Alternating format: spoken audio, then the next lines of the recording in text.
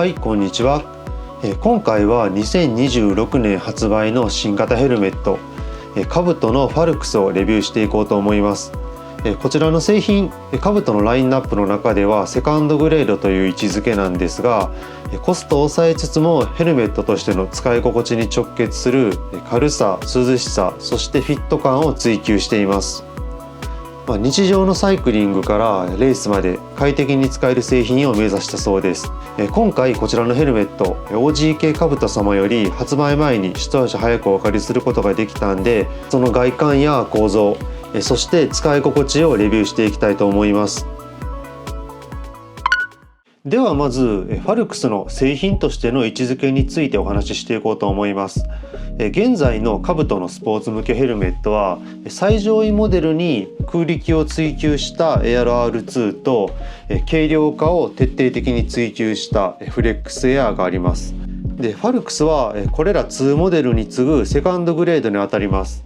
以前ボルツァっていうヘルメットがあって、それの後継機種にあたる、ミドルグレードレーシングモデルという位置づけになってます。でミドルグレードということで価格も 27,500 円の ARR2 や 29,700 円のフレックスエアよりもお手頃な税込み 22,000 円となってます。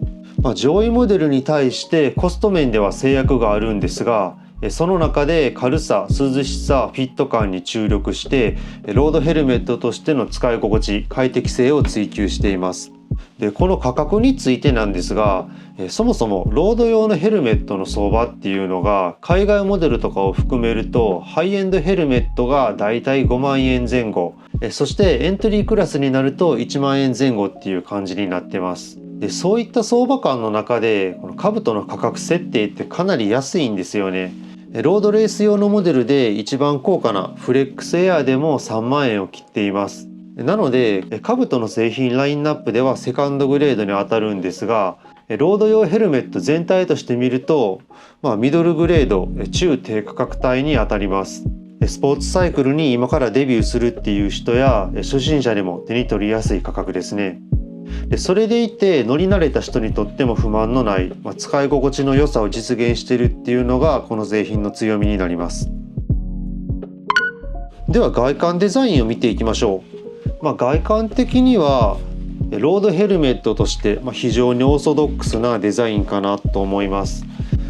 空力を追求した ARR2 とか軽さを求めてシェルの部分まで肉抜きが入っているフレックスエアーみたいに、個性的な見た目ではないんですが、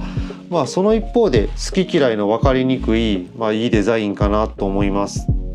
で私の第一印象としてはこのベンチレーション、通気穴がすごく多く開いてるなと思いました。コスト優先のヘルメットっていうのは全体の形が単純な上にこのベンチレーションが少ない傾向があるんですよね。というのもヘルメットのこの穴多いほど涼しくなるんですが、増えるに従ってコストも高くなってしまう傾向があります。ヘルメットとしての所定の強度っていうのがあって、それを確保するためにはやっぱり穴は少ない方が都合がいいんですよね。穴が増えることで設計は複雑になりますし、穴が増えるに従って強度を確保するために重量も増していくんで、重量を抑えながら穴を増やして軽量化するっていうのは結構コストが増える要因になります。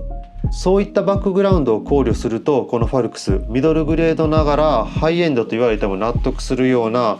ベンチレーションの多い見た目になっているかなと思います。特にこの空気の抜けに影響する後ろ側のベンチレーションの多さが印象的ですね。フレックスエアーと比べても遜色ないどころかこのファルクスの方が通気穴が多いような印象すらあります。でカブトではこのヘルメットの形状の設計に、コンピューター解析 CFD を活用しているそうです。コンピューター上でこのライディングポジションに合わせた空気の流れを計算してより効率的に空気を取り込んで頭から発生する熱を冷却できるようなエアフローデザインを導き出しているそうです。でもちろんシミュレーションだけじゃなくってこのモデルの試作品に対して自社内の簡易風洞で通気性のチェックも行っているそうです。でこうやって見てみるとこのヘルメットの通気穴単純に開いてるだけじゃなくってこのヘルメットに風が当たる方向に従って斜めに開いてるのがわかるかと思います。軽さと強度を両立するための最小限の開口部を最大限に活かせるような穴の向きがデザインされています。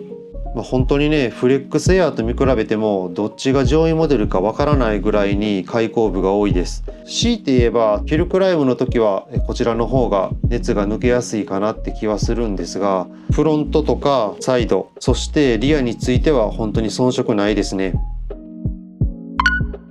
では次にこのヘルメットの内側について見ていきましょう。フィット感に直結するこの内側の構造、フレックスエアーや R2 といった上位モデルとほぼ同じ作りをしています。まずはこのアジャスター部分、ここはボアダイヤルを採用した KBF2 アジャスターというのを採用しています。これはエアロ R2 だとかフレックスエアーと基本的に同じもので、ボアダイヤルは締め付け具合を細かく調整できますし、このワイヤーで引っ張るんで頭の形に合わせてすごく柔軟にフィットするんですよね。このアジャスター自体の高さもこの内側のポッチを付け替えることで4段階から調整できるようになってます。あとは頭の形とか大きさによってはここの部分、このパーツをこうやってずらしてやることでこのプラスチックの部品の幅自体を変えることもできるようになってます。少し違いが分かりにくいんですけど、このアジャスターをワイドな状態にしたフレックスエアと比べるとこのプラスチックのサポートパーツが少し内側に入っているのが分かると思います。また内部はこのエアフローパッドというこのハンモック状に貼ったパッドで頭からヘルメットを浮かせるフローティング構造を採用しています。こうすることで頭とヘルメットの間に隙間を作って風の流れを促進してよりフィット感と夏場の換気効率を向上させてます。このエアフローパッド、ハイエンドモデルのフレックスエアで採用されているものと基本的に同じです。なので内部に関してはほぼハイエンドモデルと同等の構造になってます。むしろエアフローパッドはフレックスエアから採用された構造なんで、それより前に発売されたエアロ R2 よりも快適性は上と言えるかもしれません。R2 は熱の抜けよりも空力を優先してるんで、そもそも快適性では比較にならないところもあるんですけどね。なおバックルについてはオーソドックスなタイプ、この顎紐については消臭素材を採用しています。そしてサイズ展開、これはね少しコストダウンを感じてしまうところかもしれません。このファルクスのサイズは SM サイズと LXL サイズ2サイズでの展開となってます。このエアロ R2 とフレックスエアについてはそれよりも小さい XSS サイズっていうのが用意されてて3サイズ展開になってるんで、それと比べると特に頭の小さい人にとってはこのファルクスは合わない可能性も出てきます。ここはちょっと注意が必要なポイントですね。ちなみに私ちょっと頭が大きめだと思ってて、海外ブランドのヘルメットだと L サイズをかぶることが多いんですが、この兜のヘルメットは中の形状が日本人の丸い頭に合わせてあるせいで、私は SM サイズでぴったりフィットしています。このファルクス2万円程度の同価格帯では最軽量クラスを謳っていて、この SM サイズで 240g、LXL サイズで 260g とされてます。ヘルメットずっと頭の上にかぶっているものなんで、この軽さは快適性とか疲労感に直結します。じゃあこのヘルメット重量実測していきましょう。こちら SM サイズで重量が 232g、交渉 240g なんでちょっと軽めですね。ちなみにエアロ R2 の交渉重量が SM サイズで 245g、 実測重量が 243g、 フレックスエアの SM サイズが交渉重量 195g で実測重量が 192g となっています。なのでこのファルクスエアロ R2 並みの重量でフレックスエア並みの通気性やフィット感という感じの製品ということになりますね。ということでこの新製品のミドルグレードヘルメットファルクスの外観や内部の構造についてハイエンドモデルのエアロ R2 やフレックスエアと比べながら見てきましたが、それぞれのスペックを表にして比較するとこんな感じです。ARR2 は軽量化はそこそこに抑えながら空力設計を追求しています。そしてフレックスエアーは空気抵抗よりもむしろ風通しの良さだとか疲労軽減に直結する軽量化を重視した製品です。そしてファルクスは重量は ARR2 と同等、快適性やフィット感についてはフレックスエアに匹敵するものとなっています。それでいて価格はこのハイエンドの2つのモデルよりも3割ぐらい安い税込み22,000円となっています。一方注意するポイントとしてはファルクスについては XSS サイズが用意されていないこと、あと上位モデルには交換用のパッドとかが付属するんですがファルクスにはついてきません。こういうところもコストダウンのポイントになっているみたいですね。ではこのファルクス使用感を実装で確かめていきたいと思います。テストしたのが3月なんで本当に暑い真夏での通気性などについては評価できなかったんですが、可能な範囲でフィット感や軽さそして通気性についてチェックしていきます。まずフィット感なんですが、日本人の頭に合わせた形状設計されているのとこのボアダイヤルですごく細かく調整できるんで頭の形にぴったりフィットしてほとんどずれないし痛みもありません。かぶった感じはフレックスエアとほぼ同じですね。かぶり比べてみると約 40g ある重量差はわかるんですけど頭にフィットして段差とかでも揺れないんで重さを感じにくいです。 240g っていう数値以上に軽く感じるヘルメットかなと思います。で次に通気性、今回テストしたのが3月下旬とかなんで気温が20度いくかいかないかぐらいで本当に暑い状況での涼しさっていうのは評価できなかったんですが、風通しの面ではもちろん ARR2 よりもだいぶ良好でフレックスエアとほぼ互角かなという感じです。実際真夏のヒルクライムとかになるとどうなるかわからないんですけど十分に快適かなと思いました。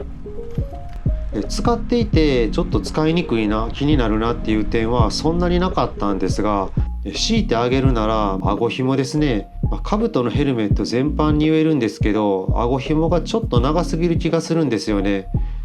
いろんな頭の形大きさの人に合わせようと思うとこれぐらい必要なのかもしれないですけど、私の場合ぴったりの長さに合わせるとその余った紐が顔に当たったりしてちょっと不快なことがあります。でこの点兜の中の人に聞いたらこのゴムにうまく挟み込むことでまとめることができますよって教えてもらいました。ただここはもうちょっとスマートな改善の余地があるかなと思ってます。はい、ということで今回は兜のヘルメットファルクスをレビューしてきました。この製品兜はセカンドグレードミドルグレードレーシングモデルと言っていますが、実際被ってみると被り心地はハイエンドそのもの、通気性についても全く不満がない仕上がりになってました。ミドルグレードということで、予算に合わせて買うといった面もあるかもしれませんが使った感じはそういった性能で妥協した面っていうのは全く感じなかったです。でレビューと言っときながら使っていて不満に感じたポイントも実際ほとんどないんですよね。強いて言うならば一つだけこのヘルメットのベンチレーションこの中央に縦長の穴があるせいで、こっから前髪が出てアホ毛になるっていうことぐらいですかね。これはフレックスエアとか R2 はベンチレーションの形状の都合で出にくいですし、仮に出ても上位モデルは中に虫の侵入を防ぐ AI ネットっていうネットタイプのインナーパッドが付属するんで、それをつけると髪の毛飛び出ないんですよね。なんでファルクスで前髪が出るのがどうしても嫌だっていう人は、インナーキャップをかぶるとか、別売りのネットを買う必要があります。ちょっとひねり出した不満点っていうのは正直それぐらいですね。このヘルメット通勤通学はもちろん、週末のサイクリングレース参戦まで全く不満なく使える製品だと思います。特におすすめなのはこの普段 ARR2 を使ってる人ですかね。この R2 空力は確かによくって風洞実験とかすると割と明確に違いが出るんですけどその代償として夏場暑いんですよ。特に高速で走ってるといいんですけどヒルクライムとかすると頭に熱が溜まってだいぶしんどいです。なので夏用としてこのファルクスを用意して季節とか使用するシチュエーションで使い分けていくっていうのがありなんじゃないかなと思いました。実際私なんかは冬場は R2、そして夏場とかヒルクライムする時はフレックスエアっていう感じで使い分けてるんですけど、フレックスエアに比べるとこちらのファルクス価格も一回り以上安くなってるんで、この2つのヘルメットを使い分けて運用するっていうのは結構ありなんじゃないかなと思いました。はい、ということで今回はカブトの新型ヘルメットファルクスをレビューしてきました。ヘルメット選びに悩んでる方の参考になったら幸いです。このチャンネル今後もバイクの機材とかこういう用品類のレビューしていきますんで、よろしければ高評価とチャンネル登録よろしくお願いします。それでは最後までご視聴ありがとうございました。